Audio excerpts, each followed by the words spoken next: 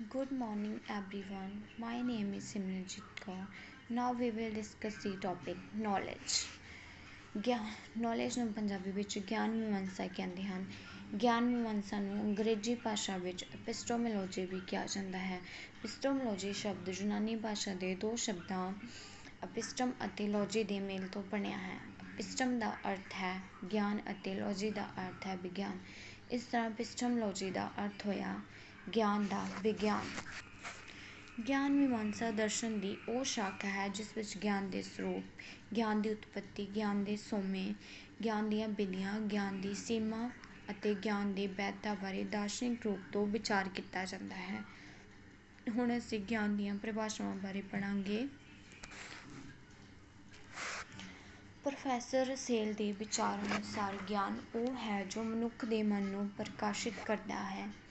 ਗਿਆਨ ਸਾਡੇ ਮਨ ਦੀਆਂ ਅੱਖਾਂ ਖੋਲ੍ਹਦਾ ਹੈ ਅਤੇ ਗਿਆਨ ਉਹ ਗਿਆਨਤਾ ਅਤੇ ਅੰਧ ਵਿਸ਼ਵਾਸਾਂ ਨੂੰ ਸਾਡੇ ਤੋਂ ਦੂਰ ਕਰਦਾ ਹੈ।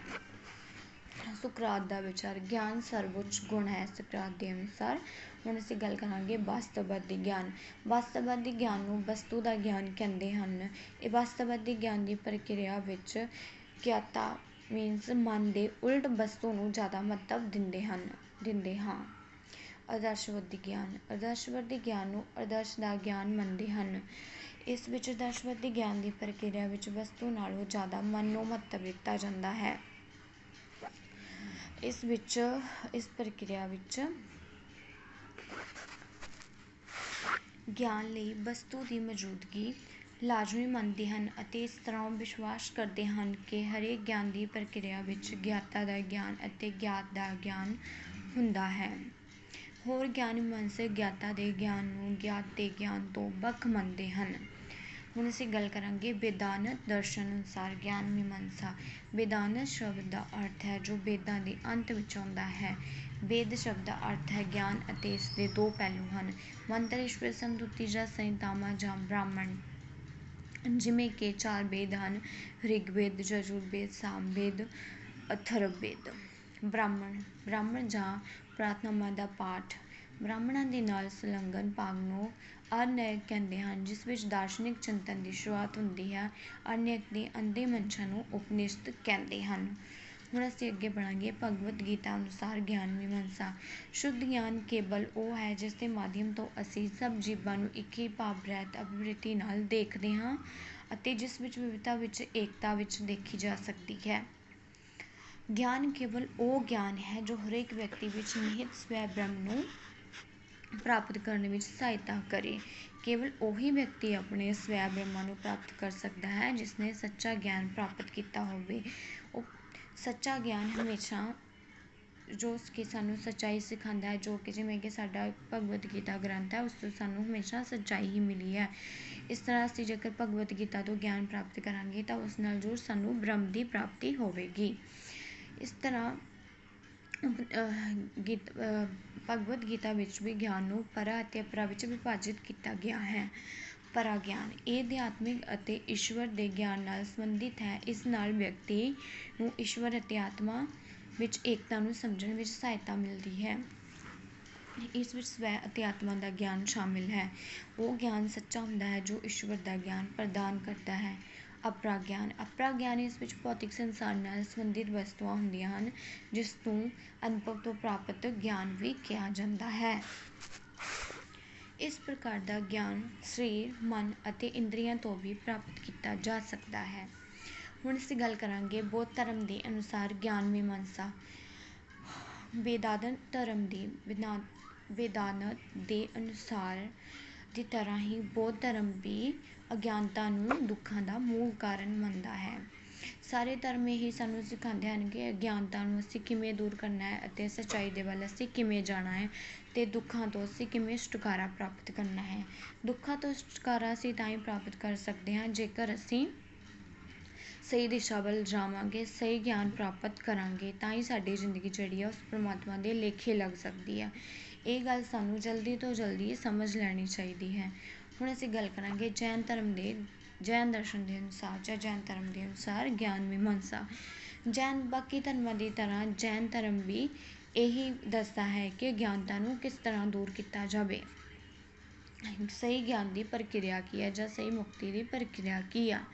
ਸਹੀ ਇਸਦੇ ਤਿੰਨ ਹੀਰੇ ਹਨ ਜਾਂ ਇਸਦੇ ਤਿੰਨ ਪ੍ਰਕਾਰ ਹੁੰਦੇ ਹਨ: ਸਹੀ ਵਿਸ਼ਵਾਸ, ਸਹੀ ਗਿਆਨ, ਸਹੀ ਮੁਕਤੀ ਦੀ ਜਾਂ ਸੱਚਾ ਆਚਰਣ। ਜੈਨ ਧਰਮ ਦੇ ਤਿੰਨ ਹੀਰੇ ਹਨ।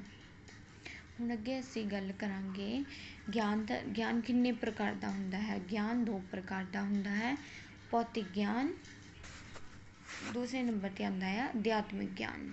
ਭੌਤਿਕ ਗਿਆਨ ਵਰਤਮਾਨ ਭੌਤਿਕ ਸੰਸਾਰ ਨਾਲ ਸੰਬੰਧਿਤ ਹੈ। ਵਿਅਕਤੀ ਭੌਤਿਕ ਵਸਤੂਆਂ ਅਤੇ ਇੰਦਰੀ ਸੁੱਖਾਂ ਦੇ ਮਾਇਆ ਜਾਲ ਵਿੱਚ ਫਸਿਆ ਰਹਿੰਦਾ ਹੈ, ਜਿਸ ਨਾਲ ਉਸਨੂੰ ਕਿ ਬਾਹਰ ਨਿਕਲਣਾ ਬਹੁਤ ਹੀ ਔਖਾ ਲੱਗਦਾ। ਇਹ ਜਿਹੜਾ ਗਿਆਨ ਹੁੰਦਾ ਹੈ ਵਿਗਿਆਨਾਂ ਦੇ ਅਧਿਐਨ ਨਾਲ ਸੰਬੰਧਿਤ ਹੁੰਦਾ ਹੈ। ਇਸ ਵਿੱਚ ਵਿਗਿਆਨ ਦਾ ਅਧਿਐਨ ਵੀ ਕੀਤਾ ਜਾਂਦਾ ਹੈ। ਇਹ ਜਿਹੜਾ ਗਿਆਨ ਹੁੰਦਾ ਹੈ ਅਧੂਰਾ ਜਾਂ ਅਪੂਰਨ ਹੁੰਦਾ ਹੈ। ਅੱਗੇ ਅਸੀਂ ਗੱਲ ਕਰਾਂਗੇ ਅਧਿਆਤਮਿਕ ਗਿਆਨ ਬਾਰੇ। ਇਹ ਈਸ਼ਵਰ ਨਾਲ ਸੰਬੰਧਿਤ ਗਿਆਨ ਹੈ। ਈਸ਼ਵਰ ਜਾਂ ਬ੍ਰਹਮ ਦਾ ਗਿਆਨ ਦੇਣ ਵਾਲਾ ਗਿਆਨ ਅਧਿਆਤਮਿਕ ਗਿਆਨ ਜਾਂ ਸਿੱਖਿਆ ਹੈ। ਅਧਿਆਤਮਿਕ ਗਿਆਨ ਤੋਂ ਵਿਅਕਤੀ ਨੂੰ ਈਸ਼ਵਰ ਦੀ ਪ੍ਰਾਪਤੀ ਅਤੇ ਆਤਮਾ ਦੀ ਏਕਤਾ ਨੂੰ ਸਮਝਣ ਵਿੱਚ ਸਹਾਇਤਾ ਮਿਲਦੀ ਹੈ। ਕੇਵਲ ਉਹੀ ਅਧਿਆਤਮਿਕ ਗਿਆਨ ਸੱਚਾ ਗਿਆਨ ਹੈ ਜਿਸ ਤੋਂ ਈਸ਼ਵਰ ਦਾ ਗਿਆਨ ਪ੍ਰਾਪਤ ਹੁੰਦਾ ਹੈ। ਅਧਿਆਤਮਿਕ ਗਿਆਨ ਵਿੱਚ ਵਿਅਕਤੀ ਦਾ ਅੰਤਿਮ ਲਕਸ਼ ਵਿੱਚ ਈਸ਼ਵਰ ਵਿੱਚ ਲੀਨ ਹੋ ਜਾਣਾ ਹੁੰਦਾ ਹੈ ਅਤੇ ਈਸ਼ਵਰ ਵਿੱਚ ਜੁੜੀ ਏਕਤਾ ਦੀ ਅਨੁਭੂਤੀ ਪ੍ਰਾਪਤ ਕਰਨ ਲਈ ਵਿਅਕਤੀ ਨੂੰ ਕੋਸ਼ਿਸ਼ ਕਰਨੀ ਹੁੰਦੀ ਹੈ। ਅਧਿਆਤਮਿਕ ਗਿਆਨ ਉਹੀ ਹੁੰਦਾ ਹੈ ਜੋ ਸਾਨੂੰ ਕਿਸੇ ਅਧਿਆਤਮ ਤੋਂ ਪ੍ਰਾਪਤ ਹੁੰਦਾ ਹੈ। ਜਿਵੇਂ ਕਿ ਸਾਨੂੰ ਕਿਸੇ ਵੀ ਧਰਮ ਤੋਂ ਜਿਹੜਾ ਗਿਆਨ ਪ੍ਰਾਪਤ ਹੁੰਦਾ ਉਹ ਹਮੇਸ਼ਾ ਅਧਿਆਤਮਿਕ ਗਿਆਨ ਹੀ ਹੁੰਦਾ ਹੈ। ਜਿਵੇਂ ਕਿ ਬਹੁਤ ਸਾਰੇ ਧਰਮ ਹਨ: ਬੁੱਧ ਧਰਮ, ਜੈਨ ਧਰਮ, ਹਿੰਦੂ ਧਰਮ ਵਿੱਚ ਗੀਤਾ ਤੋਂ ਸਾਨੂੰ ਜੋ ਗਿਆਨ ਮਿਲਦਾ ਉਹ ਅਧਿਆਤਮਿਕ ਗਿਆਨ ਹੀ ਹੁੰਦਾ ਹੈ। ਹੁਣ ਅਸੀਂ ਗੱਲ ਕਰਾਂਗੇ ਗਿਆਨ ਮੀਮਾਂਸਾ ਅਤੇ ਸਿੱਖਿਆ। ਗਿਆਨ ਮੀਮਾਂਸਾ ਦੇ ਸਕੂਲ ਅਤੇ ਅਧਿਆਪਨ ਵਿਧੀਆਂ। ਗਿਆਨ ਮੀਮਾਂਸਾ ਦੇ ਸਭ ਸਕੂਲ ਗਿਆਨ ਦੀਆਂ ਵਿਧੀਆਂ, ਗਿਆਨ ਦੇ ਸਰੋਤਾਂ, ਗਿਆਨ ਦੀ ਵੈਧਤਾ, ਗਿਆਨ ਦੀਆਂ ਸੀਮਾਵਾਂ, ਗਿਆਨ ਦੇ ਮੁੱਲ ਸੰਬੰਧੀ ਜਾਣਕਾਰੀ ਦਿੰਦੇ ਹਨ। ਇਹ ਸਾਰੇ ਗਿਆਨ ਲਈ ਵਿਗਿਆਨਿਕ ਜਾਂ ਹੋਰ ਖੇਤਰਾਂ ਲਈ ਜ਼ਰੂਰੀ ਆਧਾਰ ਪ੍ਰਦਾਨ ਕਰਦੇ ਹਨ। ਹੁਣ ਅਸੀਂ ਗੱਲ ਕਰਾਂਗੇ ਕਿ ਅਧਿਆਪਕ ਦਾ ਇਸ ਵਿੱਚ ਕੀ ਰੋਲ ਹੈ। ਇਸ ਵਿੱਚ ਜਾਂ ਸਕੂਲ ਕਿਹੜੇ ਆਉਂਦੇ ਹਨ। ਅਨੁਭਵਵਾਦੀ ਸਕੂਲ ਉਹ ਹੁੰਦੇ ਹਨ ਜਿਸ ਵਿੱਚ ਅਨੁਭਵੀ ਗਿਆਨ ਦੀਆਂ ਵਿਧੀਆਂ ਅਤੇ ਮੁੱਲ ਸੰਬੰਧੀ ਤਰਕ ਪ੍ਰਸਤੁਤ ਕੀਤਾ ਜਾਂਦਾ ਹੈ। ਤਰਕਵਾਦੀ ਸਕੂਲ ਅੱਗੇ ਆਉਂਦੇ ਹਨ। ਕੁਝ ਜਨਮਜਾਤ ਜਾਂ ਜਮਾਂਦਰੂ ਹੁੰਦਾ ਹੈ। ਇਸ ਵਿੱਚ ਅੱਗੇ ਆਉਂਦਾ ਹੈ ਪ੍ਰਯੋਜਨਵਾਦ ਸਕੂਲ। ਇਸ ਵਿੱਚ ਉਸਦੇ ਪ੍ਰਯੋਗ ਵਿੱਚ ਨਿਹਿਤ ਹੁੰਦਾ ਹੈ। ਉਸ ਪ੍ਰਯੋਗਾਂ ਬਾਰੇ ਦੱਸਿਆ ਜਾਂਦਾ ਹੈ। ਅੱਗੇ ਆਉਂਦਾ ਹੈ ਉਪਕਰਨਵਾਦ ਨੇ ਉਲੇਖ ਕੀਤਾ ਹੈ ਕਿ ਮਨੁੱਖੀ ਲੋੜਾਂ ਦੀ ਸੰਤੁਸ਼ਟੀ ਲਈ ਤਰਕ ਇੱਕ ਉਪਕਰਨ ਹੈ। ਅੱਗੇ ਮਾਨਵਵਾਦ। ਮਾਨਵਵਾਦ ਦੇ ਅਨੁਸਾਰ ਗਿਆਨ ਦੀ ਕਸੌਟੀ ਮਨੁੱਖ ਹੈ ਅਤੇ ਅੰਤਿਮ ਗਿਆਨ ਦੀ ਨਾਂ ਦੀ ਕੋਈ ਵਸਤੂ ਨਹੀਂ ਹੈ। ਅੱਗੇ ਅਸੀਂ ਗੱਲ ਕਰਾਂਗੇ ਕੌਸ਼ਲ ਸਿੱਖਿਆ ਅਤੇ ਪ੍ਰਕਿਰਿਆਵਾਂ। ਅਧਿਆਪਕਾਂ ਲਈ ਇਹ ਬਹੁਤ ਹੀ ਜ਼ਰੂਰੀ ਹੈ ਕਿ ਉਹ ਗਿਆਨ ਮੀਮਾਂਸਾ ਦੇ ਸਿਧਾਂਤਾਂ ਨਾਲ ਪਰਿਚਿਤ ਰਹਿਣ। ਅਧਿਆਪਕਾਂ ਦਾ ਕਾਰਜ ਗਿਆਨ ਇਕੱਠਾ ਕਰਕੇ ਸਿਖਿਆਰਥੀਆਂ ਨੂੰ ਪ੍ਰਦਾਨ ਕਰਨ। ਗਿਆਨ ਮੀਮਾਂਸਾ ਇਹ ਨਿਸ਼ਚਿਤ ਕਰਦਾ ਹੈ ਕਿ ਗਿਆਨ ਪ੍ਰਾਪਤੀ ਦੇ ਮਾਧਿਅਮ ਵੱਖ-ਵੱਖ ਪ੍ਰਕਾਰ ਦੇ ਦਰਸ਼ਨ ਸਕੂਲਾਂ ਦੇ ਵਿਸ਼ਵਾਸਾਂ ਅਨੁਸਾਰ ਬਦਲਦੇ ਰਹਿਣ। ਹੁਣ ਸਿੱਟੇ ਦੇ ਤੌਰ 'ਤੇ ਅਸੀਂ ਕਹਿ ਸਕਦੇ ਹਾਂ ਕਿ ਗਿਆਨ ਦੇ ਸਾਰੇ ਸੋਮੇ ਜਿਹੜੇ ਆ ਉਹ ਇੱਕ ਦੂਸਰੇ ਦੇ ਪੂਰਕ ਹਨ। ਹਰੇਕ ਸੋਮੇ ਦਾ ਆਪਣਾ ਮਹੱਤਵ ਹੁੰਦਾ ਹੈ। ਹਰੇਕ ਸੋਮਾ ਵੱਖ-ਵੱਖ ਖੇਤਰਾਂ ਵਿੱਚ ਇੱਕ ਦੂਸਰੇ ਸੋਮਿਆਂ ਨਾਲੋਂ ਵਧੇਰੇ ਲਾਭਦਾਇਕ ਹੁੰਦਾ ਹੈ। ਕੋਈ ਦੂਸਰੇ ਦੀ ਥਾਂ ਨਹੀਂ ਲੈ ਸਕਦਾ ਅਤੇ ਨਾ ਹੀ ਕੋਈ ਕਿਸੇ ਦਾ ਵਿਰੋਧ ਕਰ ਸਕਦਾ ਹੈ।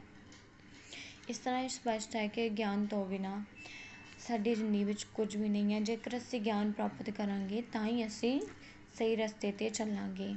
ਗਿਆਨ ਪ੍ਰਾਪਤ ਕਰਨ ਨਾਲ ਹੀ ਅਸੀਂ ਉਸ ਪਰਮਾਤਮਾ ਨੂੰ ਪ੍ਰਾਪਤ ਕਰ ਸਕਦੇ ਹਾਂ। ਸਾਡੇ ਵਿੱਚ ਸੱਚ ਬੋਲਣ ਦੀ ਸ਼ਕਤੀ ਆਉਂਦੀ ਹੈ। ਅਸੀਂ ਆਪਣੀ ਆਤਮਾ ਨੂੰ ਸਮਝਣ ਵਿੱਚ ਸਹਾਇਤਾ ਪ੍ਰਾਪਤ ਕਰਦੇ ਹਾਂ। ਇਸ ਤਰ੍ਹਾਂ ਗਿਆਨ ਦੀ ਸਾਡੇ ਜੀਵਨ ਵਿੱਚ ਬਹੁਤ ਹੀ ਮਹੱਤਵਪੂਰਨ ਭੂਮਿਕਾ ਹੈ। Thank you. Good morning everyone. My name is Simranjit Kaur.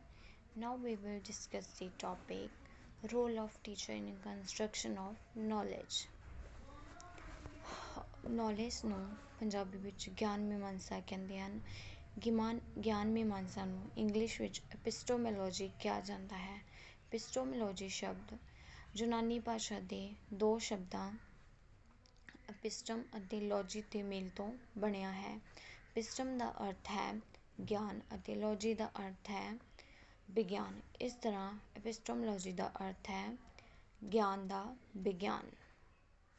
ਹੁਣ ਅਸੀਂ ਗੱਲ ਕਰਾਂਗੇ ਗਿਆਨ ਦੀ ਰਚਨਾ ਵਿੱਚ ਅਧਿਆਪਕ ਦੀ ਭੂਮਿਕਾ। ਇਸ ਦੇ ਵਿੱਚ ਪਹਿਲਾ ਪੁਆਇੰਟ ਆਉਂਦਾ ਹੈ ਅਧਿਆਪਕ ਸੁਵਿਧਾ ਪ੍ਰਦਾਤਾ ਦੇ ਰੂਪ ਵਿੱਚ। ਰਚਨਾਤਮਕ ਬਾਦ ਵਿੱਚ ਅਧਿਆਪਕ ਨੂੰ ਸੁਵਿਧਾ ਪ੍ਰਦਾਤਾ ਦੀ ਭੂਮਿਕਾ ਨਿਭਾਉਣੀ ਚਾਹੀਦੀ ਹੈ। ਇਸ ਦ੍ਰਿਸ਼ਟੀਕੋਣ ਅਨੁਸਾਰ ਅਧਿਆਪਕਾਂ ਨੂੰ ਅਨੁਦੇਸ਼ ਸਮਝਿਆ ਜਾਂਦਾ ਹੈ। ਸੁਵਿਧਾ ਪ੍ਰਦਾਤਾ ਦੇ ਰੂਪ ਵਿੱਚ ਅਧਿਆਪਕ ਦੀ ਭੂਮਿਕਾ ਸਿਖਿਆਰਥੀ ਨੂੰ ਵਿਸ਼ਾ ਵਸਤੂ ਸਮਝਣ ਵਿੱਚ ਸਹਾਇਤਾ ਪ੍ਰਦਾਨ ਕਰਦੀ ਹੈ। ਸੁਵਿਧਾ ਪ੍ਰਦਾਤਾ ਦੇ ਸਿੱਖਣ ਦੀ ਪ੍ਰਕਿਰਿਆ ਨੂੰ ਆਸਾਨ ਬਣਾਉਣ ਵਿੱਚ ਉਸਨੂੰ ਸਿੱਖਣ ਦੇ ਨਿਰਦੇਸ਼ ਦੇਣੇ ਹਨ ਅਤੇ ਚੰਗਾ ਮਾਹੌਲ ਪ੍ਰਦਾਨ ਕਰਨਾ ਹੁੰਦਾ ਹੈ ਤਾਂ ਕਿ ਸਿਖਿਆਰਥੀ ਆਪਣੇ ਗਿਆਨ ਅਤੇ ਅਨੁਭਵਾਂ ਦੀ ਆਪਣੀ ਸਿੱਖਣ ਪ੍ਰਕਿਰਿਆ ਵਿੱਚ ਵਰਤੋਂ ਕਰ ਸਕੇ। ਅਧਿਆਪਕ ਸਲਾਹਕਾਰ ਦੇ ਰੂਪ ਵਿੱਚ ਸਿਖਿਆਰਥੀ ਨੂੰ ਸਿੱਖਣ ਦੀ ਪ੍ਰਕਿਰਿਆ ਵਿੱਚ ਚੰਗੇ ਪ੍ਰਕਾਰ ਨਾਲ ਸਿੱਖਣ ਲਈ ਕਈ ਤਰ੍ਹਾਂ ਦੀਆਂ ਕਠਿਨਾਈਆਂ ਅਤੇ ਸਮੱਸਿਆਵਾਂ ਦਾ ਸਾਹਮਣਾ ਕਰਨਾ ਪੈਂਦਾ ਹੈ। ਇਹਨਾਂ ਨੂੰ ਹੱਲ ਕਰਨ ਲਈ ਅਧਿਆਪਕ ਨੂੰ ਸਲਾਹਕਾਰ ਦੀ ਭੂਮਿਕਾ ਨਿਭਾਉਣੀ ਚਾਹੀਦੀ ਹੈ। ਤੀਸਰਾ ਪੁਆਇੰਟ ਆਉਂਦਾ ਹੈ ਵਿਸ਼ਾ ਵਸਤੂ ਦਾ ਪ੍ਰਸਤੁਤੀਕਰਨ। ਵਿਸ਼ਾ ਵਸਤੂ ਦੇ ਚੰਗੀ ਤਰ੍ਹਾਂ ਪ੍ਰਸਤੁਤੀਕਰਨ ਲਈ ਸਿੱਖਣ ਦੀ ਹਰੇਕ ਵਿਵਸਥਾ ਅਤੇ ਵਿਸ਼ੇ ਦੀਆਂ ਬੁਨਿਆਦੀ ਧਾਰਨਾਵਾਂ ਦੀ ਅਧਿਆਪਕ ਦੀ ਲੋੜ ਹੁੰਦੀ ਹੈ।